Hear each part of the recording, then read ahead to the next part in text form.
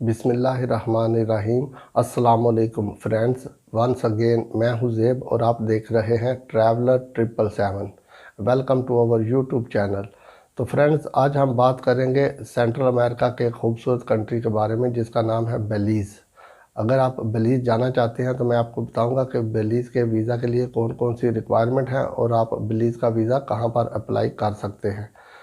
तो ये जो बेलीज़ कंट्री है इसकी ऑफिशियल लैंग्वेज है इंग्लिश। और अगर आप बेलीज़ में जाना चाहते हैं फ्रेंड्स तो आपको बेलीज़ के बारे में ज़्यादा डिटेल भी बताऊंगा, लेकिन यह है कि बेलीज़ की जो पॉपुलेशन है वो बहुत थोड़ी है। 3,97,000 नफूस पर मुश्तमिल है इसकी पॉपुलेशन। और बेलीज़ अपना बॉर्डर शेयर करता है बेसिकली मैक्सिको और ग्वाटेमाला के साथ। तो फ्रेंड्स, चलते हैं, आपको लेकर चलता हूँ इनकी ऑफिशियल वेबसाइट पे। वहीं पर आपको बताता हूँ कि कौन कौन से डॉक्यूमेंट रिक्वायर्ड हैं और आप बेलीज़ का वीज़ा किस तरह अप्लाई कर सकते हैं। जी फ्रेंड्स, तो आप देख सकते हैं अभी हम आगे हैं बेलीज़ की ऑफिशियल वेबसाइट पे। आप जब बेलीज़ की ऑफिशियल वेबसाइट पे आएंगे तो फिर आपको यहाँ पर सारी डिटेल मिल जाएंगी जो जो कुछ आपने देखना है, क्योंकि ये इनकी ऑफिशियल लैंग्वेज भी इंग्लिश है। और ये बेसिकली जो बेलीज़ की वेबसाइट है ये मैंने ओपन किया जो बेलीज़ की एम्बेसी है यूके में, वहाँ पर। तो आप देख सकते हैं जब आप इस पेज पे आएंगे तो आपको नज़र आ जाएगा कि आपने कहाँ पर अप्लाई करना है। और वीज़ा एप्लीकेशन का एक ऑप्शन आएगा, उसके ऊपर अगर आप क्लिक करेंगे तो यहाँ पर आपको सारी डिटेल नज़र आना शुरू हो जाएगी, यानी कि आपको कौन से डॉक्यूमेंट रिक्वायर्ड हैं, किस तरह का वीज़ा आप अप्लाई कर सकते हैं, कितनी फ़ीस है, वो सारी मैं साथ में आगे चल के आपको दिखाता भी हूँ। और इसमें यानी कि जोन जोन से कंट्री एलिजिबल हैं वो भी बता सकता हूँ कि आप कहाँ पर यानी कि किस वक्त और कौन से कंट्री में आप लोग अप्लाई कर सकते हैं। क्योंकि हर अगर किसी कंट्री में इसकी एम्बेसी मौजूद नहीं है तो फिर यह है कि उसको उसके अल्टरनेट किसी और कंट्री में अप्लाई करना पड़ता है।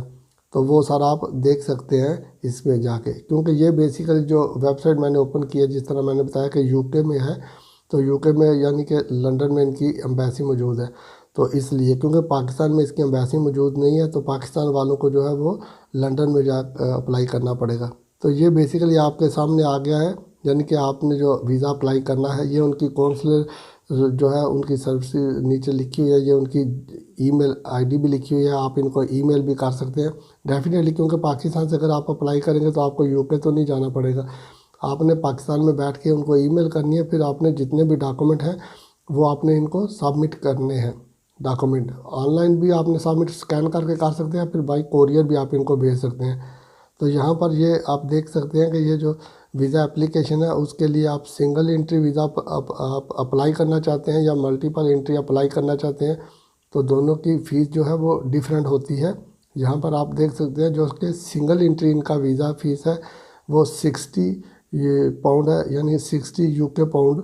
और अगर आप मल्टीपल एंट्री अप्लाई करेंगे तो उसकी 110 पाउंड जो है वो वीज़ा फ़ीस है, जो कि आप यानी कि आपको पे करना होगी उनको।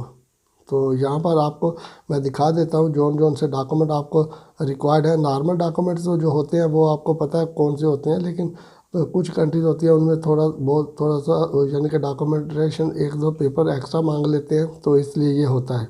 वरना वही होता है जो कि नॉर्मल आप किसी और कंट्री के डॉक्यूमेंट अप्लाई करते हैं किसी और वीज़ा के लिए, तो जो डॉक्यूमेंट होते हैं वही इनके लिए भी हैं।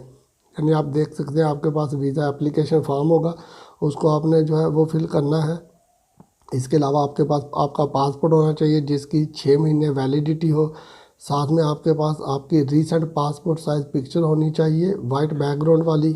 इसके अलावा आपके पास प्रूफ ऑफ ट्रैवल अरेंजमेंट यानी कि आपकी फ़्लाइट बुकिंग होनी चाहिए।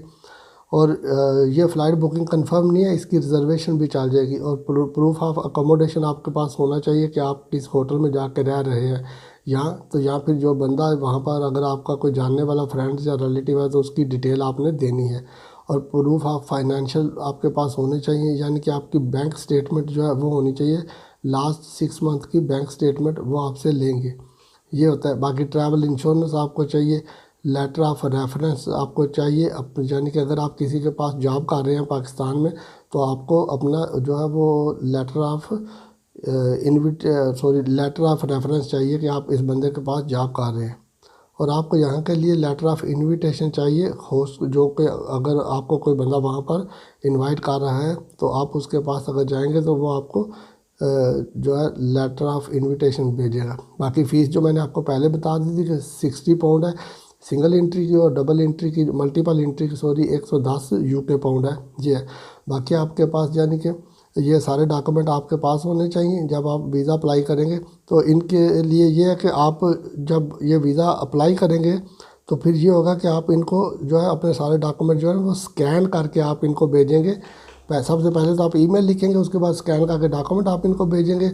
उसके बाद फिर आपने बाई कोरियर भी भेजने हैं इनको, आपने जो डॉक्यूमेंट्स है वो भी आपने बाई कोरियर भेजने हैं। और ये इनका वीज़ा एप्लीकेशन फॉर्म है जहाँ पर बहुत सिंपल सी रिक्वायरमेंट उन्होंने लिखी हुई है, यानी कि जो आपने फिल करनी है आपका name, gender, date of birth, current nationality, इस किस्म की ये सारी यानी कि है कि आपका पास जो सा पासपोर्ट है कहाँ से इशू है, कंट्री ऑफ बर्थ वगैरह ये चीज़ें होती हैं।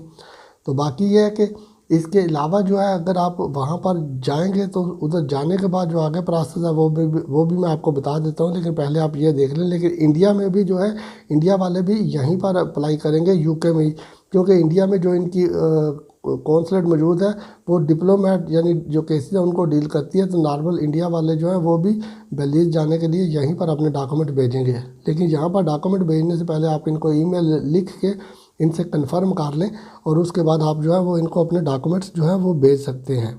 ये वाला सारा इनका प्रोसेस है।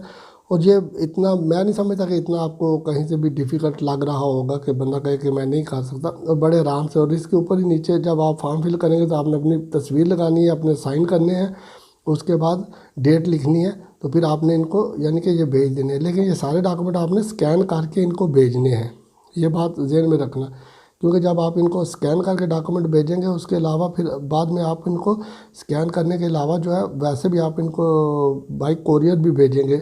लेकिन ये है कि ये सारे डॉक्यूमेंट जब आपके इनके पास चले जाएंगे तो कम कम आपका प्रोसेस स्टार्ट हो जाएगा। और इनका जो वर्किंग टाइम है, वर्किंग प्रोसेस टाइम है वो तकरीबन 3 to 4 वीक्स है, 3 से 4 वीक का टाइम है। तो इसलिए ये नहीं कि आप इनको भेजने के बाद आप इनको फोर्स नहीं कर सकते कि हमें जल्दी जवाब दें। जी फ्रेंड्स, तो देखा आपने, ये सारी डिटेल मैंने आपको बता दी है। बाकी ये है कि अगर आप बेलीज़ में जाना चाहते हैं तो बेलीज़ में जाके आप यानी कि वहाँ पर TRC और PR कैसे अप्लाई कर सकते हैं उसके बारे में मैं आपको थोड़ा सा बता देता हूँ। कि अगर आप बेलीज़ में जाते हैं तो जिस तरह मैंने बताया कि बेलीज़ जो है वो 30 डेज़ के लिए अपना वीज़ा जारी करता है, और ये वीज़ा एक्सटेंडेबल होता है। अगर आप वहाँ पर जाते हैं और आपका दिल करता है बेलीज़ में और ज़्यादा रुकने को तो आप रुक सकते हैं, और इसका जो वीज़ा है आप एक्सटेंड करवा सकते हैं। तो बेसिकली बेलीज़ का वीज़ा जो है इसकी एक्सटेंशन अगर आप वहाँ पर जाकर लेंगे तो आपको यानी कि जो है $25